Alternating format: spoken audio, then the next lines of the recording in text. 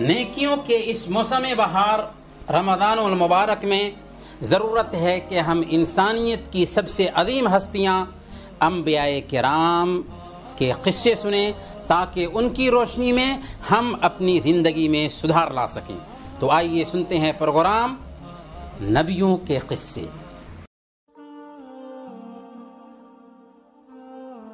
بسم اللہ والصلاة والسلام علی رسول اللہ وبعد۔ محترم ناظرین، السلام علیکم ورحمۃ اللہ وبرکاتہ۔ پروگرام نبیوں کے قصے میں آپ سب کا استقبال ہے۔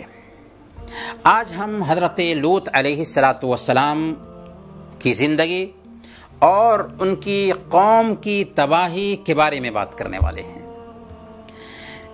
جب ہم حضرت ابراہیم علیہ السلام کی زندگی کے بارے میں گفتگو کر رہے تھے تو ہم نے بتایا تھا کہ جب حضرت ابراہیم علیہ السلام ہجرت کر رہے تھے تو آپ کی بیوی حضرت سارہ علیہ السلام کے ساتھ ایک نوجوان لوط علیہ السلام بھی تھے جو آپ پر ایمان لا چکے تھے۔ یہ آپ کے بھتیجے تھے۔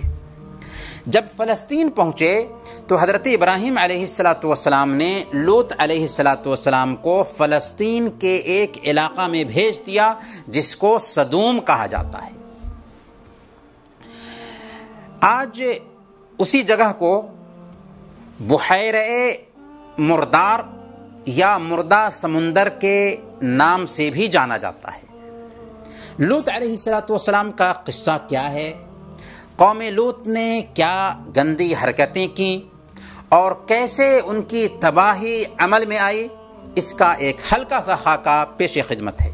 محترم ناظرین، لوط علیہ السلام جب سدوم پہنچے تو وہاں کے لوگوں کو دیکھا کہ شرک میں مبتلا ہیں، ڈکیتی کرتے ہیں، مسافروں کو لوٹتے ہیں، کھلے عام بدفعلی کا ارتکاب کرتے ہیں اور بالکل بے شرمی کا مظاہرہ کرتے ہیں۔ ان کی بے شرمی اتنی بڑھ چکی تھی کہ عورتوں کی بجائے مردوں سے اپنی خواہش پوری کرتے تھے، جانوروں کی سطح سے بھی نیچے گر چکے تھے۔ ہم جنس پرستی کی یہ بیماری سب سے پہلے اسی قوم میں پیدا ہوئی۔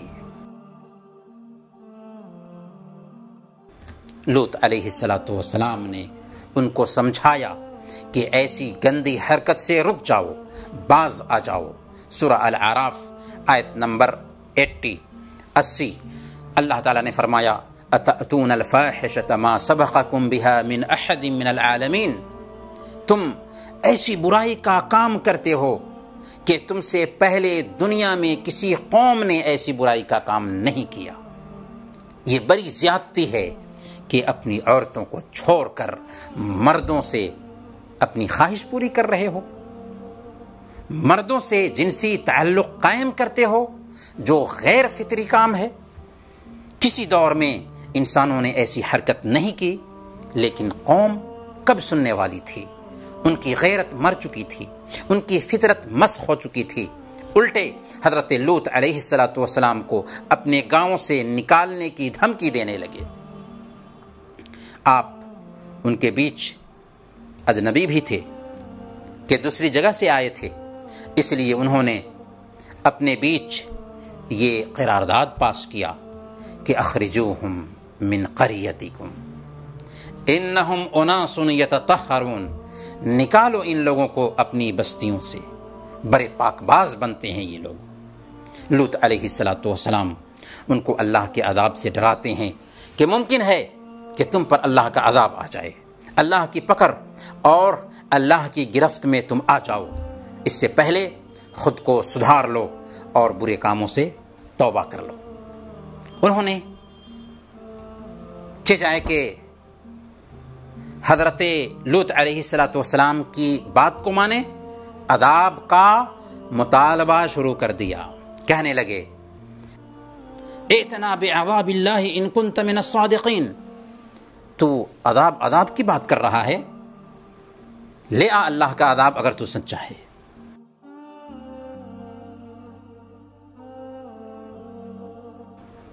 لوط علیہ السلام جب اپنی قوم کو سمجھاتے سمجھاتے تھک گئے تو ان کے حق میں بد دعا کر دی۔ سورہ العنکبوت آیت نمبر 30۔ رب انصرنی علی القوم المفسدین، اے اللہ یہ سدھرنے والی قوم نہیں ہے، ان مفسد لوگوں کے خلاف ہماری مدد فرما۔ اللہ نے دعا قبول فرمائی اور چند فرشتوں کو بھیجا۔ یہ فرشتے ڈائریکٹ سدوم نہیں آئے، بلکہ سب سے پہلے حضرت ابراہیم علیہ السلام کے پاس آئے۔ ابراہیم علیہ السلام نے سمجھا کہ یہ مہمان ہیں جو ہمارے پاس آئے ہیں، چنانچہ گھر گئے، بچھڑا ذبح کیا، اس کا گوشت بنایا اور تیار کر کے ان کی خدمت میں پیش کیا، لیکن وہ تو فرشتے تھے، کھاتے کیسے؟ ابراہیم علیہ السلام کو تشویش ہوئی کہ کھانا سامنے ہے لیکن کھانا نہیں کھا رہے ہیں، آخر بات کیا ہے؟ تب فرشتوں نے کہا کہ ہم اللہ کے فرشتے ہیں، آپ کے پاس اللہ کے حکم سے آئے ہیں تاکہ آپ کو اولاد کی بشارت دے سکیں، اور آپ کے گھر میں حضرت سارہ علیہ السلام سے ایک بچے کی پیدائش ہونے والی ہے، اس بچے کا نام اسحاق ہوگا۔ پھر یہ بھی کہا کہ ہم اصل میں قوم لوط کی تباہی کے لیے بھیجے گئے ہیں۔ چنانچہ یہ فرشتے سدوم پہنچے۔ سدوم جب پہنچے تو خوبصورت نوجوانوں کی شکل میں تھے، سورج ڈوبنے کے قریب تھا۔ لوط علیہ السلام کے پاس گئے اور ان سے کہا کہ آج کی رات ہم آپ کے مہمان ہیں۔ لوط علیہ السلام سمجھتے ہیں کہ یہ کوئی مہمان ہیں جو ہمارے گھر آئے ہیں رہنے کے لیے۔ لوط علیہ السلام قوم کی سرکشی کو جانتے تھے، پریشان ہو گئے کہ ان بد کرداروں سے مہمان کو کیسے بچا پائیں گے۔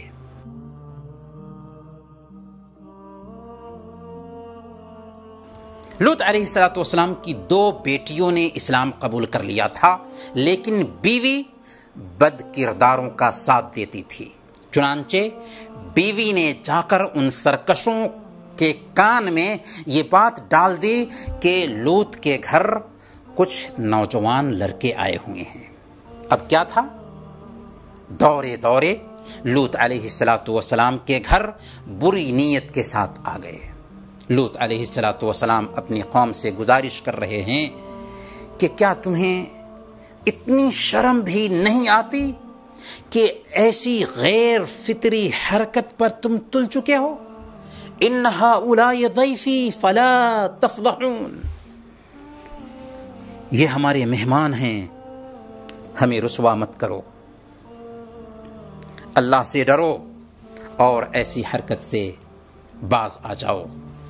کیا تم میں سے کوئی شائستہ انسان نہیں؟ اور دیکھو، اگر تمہیں اپنی خواہش پوری کرنی ہی ہے تو تمہارے پاس عورتیں ہیں، ان سے شادیاں کر کے اپنی خواہش پوری کرو۔ لیکن قوم احمق تھی، بد کردار اور گنوار لوگ تھے، وہ کب ماننے والے تھے؟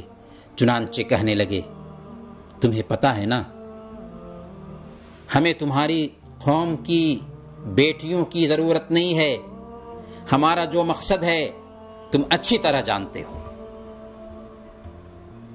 انہیں یہ بات کہتے ہوئے ذرہ برابر بھی شرم نہ آئی، نہ فرشتوں سے شرم آئی اور نہ ہی ان کے دل میں اللہ کا ڈر پیدا ہوا، اور برے ارادے سے گھر میں داخل ہو گئے۔ جب گھر میں داخل ہونے کی کوشش کر رہے تھے تو چونکہ گھر بند تھا، وہ گھر میں داخل کیسے ہوتے؟ ایسی نازک صورتحال میں حضرت لوط علیہ السلام نے اللہ سے دعا کی تھی، لو ان لی بکم قوہ او آوی الی رکن شدید، کاش کہ میرے پاس اتنی طاقت ہوتی، کاش کہ میرے پاس اتنی طاقت ہوتی کہ تمہیں سیدھا کر دیتا، یا کوئی مضبوط سہارا ہوتا کہ اس کی میں پناہ لے لیتا، لیکن نہ تو مجھ میں تم سے مقابلے کی طاقت ہے اور نہ ہی بھاگ کر میں کہیں پناہ لے سکتا ہوں۔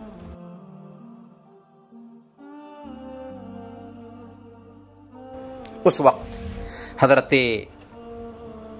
لوط علیہ السلام کو فرشتوں نے تسلی دی. فرشتوں نے کہا، اللہ تعالیٰ نے اسے بھی نقل کیا، یا لوط انا رسول ربک لن یصلوا الیک، اے لوط آپ گھبرائیے نہیں، ہم آپ کے رب کے بھیجے ہوئے فرشتے ہیں، یہ آپ کا کچھ بھی بگاڑ نہیں سکیں گے. یہ مت سمجھیں کہ ہم کوئی اجنبی مہمان ہیں جن کو ان بدبختوں سے آپ بچانا چاہ رہے ہیں. ہم اللہ کے بھیجے ہوئے فرشتے ہیں اور ان کی تباہی کے لیے ہی بھیجے گئے ہیں. اسی وقت جبریل امین باہر تشریف لے گئے، اپنے پر کا ایک کنارہ ان کے چہرے پر مارا تو سب کے سب جو آئے تھے اندھے ہو گئے اور دیواروں کو ٹٹولتے ہوئے لوط علیہ السلام کو دھمکیاں دیتے ہوئے اپنے گھر لوٹ گئے. جاتے ہوئے کہہ رہے تھے کہ جب صبح ہوگی تب تم سے نمٹ لیں گے، جب صبح ہوگی تب تم سے نمٹ لیں گے. دیکھیے کیسے بدبخت اور بدقماش تھے یہ ظالم کہ اب بھی جبکہ آنکھیں جا چکی ہیں کہہ رہے ہیں کہ جب صبح ہوگی تب تم سے نمٹ لیں گے. پھر فرشتوں نے لوط علیہ السلام کی طرف متوجہ ہو کر کہا کہ آپ اپنے گھر والوں کو لے کر رات کے آخری حصے میں یہاں سے نکل جائیے، اور ہاں جب قوم پر عذاب نازل ہو رہا ہو تو آپ میں سے کوئی بھی پیچھے مڑ کر نہ دیکھے. آپ کے ساتھ صرف 2 بیٹیاں تھیں جو ایمان لائی تھیں. چنانچہ لوط علیہ السلام اپنی بیٹیوں کے ساتھ سدوم سے نکل گئے. جب وہ لوگ شہر سے نکل گئے اور سورج نکلا تب اللہ کا عذاب آ گیا. عذاب کیسے آیا؟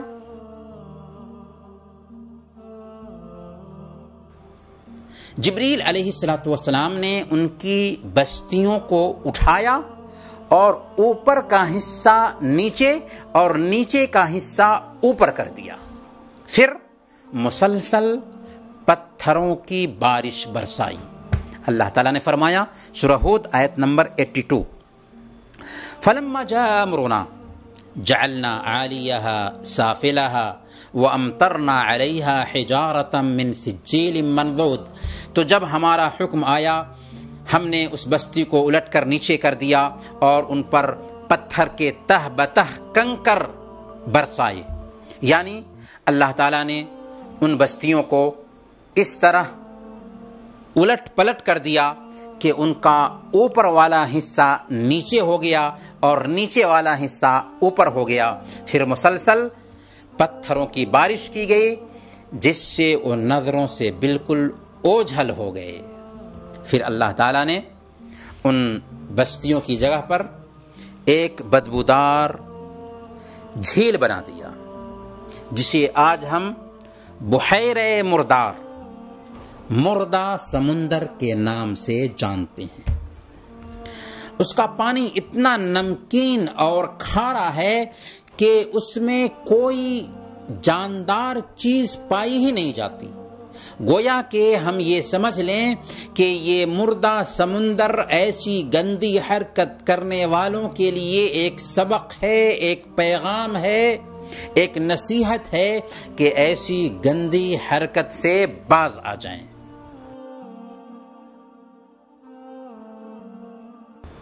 پیارے بھائیوں، افسوس کہ آج کے اس ترقی یافتہ دور میں بھی ہم جنس پرستی کی یہی گندی لت ترقی یافتہ ممالک میں انسانی حق کا درجہ رکھتی ہے.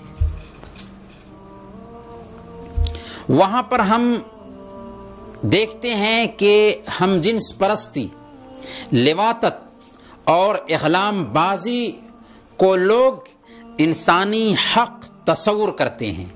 اسی سے آپ یہ نتیجہ نکال سکتے ہیں کہ انسان چاہے کتنی بھی ترقی کر لے، چاند اور سورج کو تسخیر کر لے، لیکن اگر وہ اللہ کا عرفان حاصل نہیں کیا ہے، آسمانی ہدایت سے محروم ہے، اپنے خالق و مالک کے نظام کو نہیں جانتا ہے تو اس کی زندگی جانوروں کی زندگی سے بھی بدتر ہو سکتی ہے، وہ جانوروں کی سطح سے بھی نیچے اتر سکتا ہے۔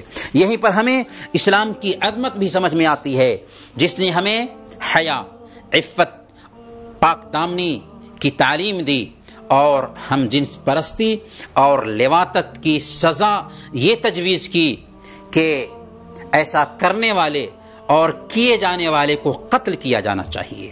سنن نبی داؤد اور سنن ترمذی کی روایت ہے، اللہ کے رسول صلی اللہ علیہ وسلم نے ارشاد فرمایا، من وجدتموہ یعمل عمل قوم لوط فاقتلوا الفاعل والمفعول به، تم میں سے جس شخص کو قوم لوط کا عمل کرنے والا ملے، اسے چاہیے کہ فاعل اور مفعول، جو کرنے والا ہے جس کے ساتھ کیا جا رہا ہے، دونوں کو قتل کر دو۔ ظاہر سی بات ہے کہ یہ قتل کا جو واقعہ ہے یا قتل کا جو حکم ہے یہ ہر ایک کے حوالے نہیں ہے، بلکہ اسلامی حکومت اور کورٹ کی طرف سے یہ سزا لاگو کی جائے گی۔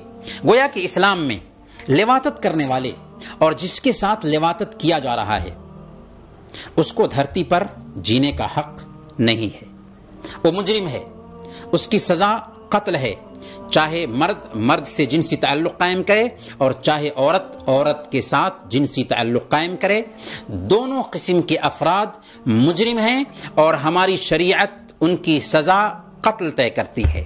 محترم ناظرین، انہی چند کلمات کے ساتھ ہم آپ سے رخصت ہوتے ہیں، اگلے ایپیسوڈ میں انشاءاللہ پھر ملیں گے، تب تک کے لیے اجازت دیجیے۔ وصلی اللہ علی نبینا محمد وعلی آلہ وصحبہ اجمعین۔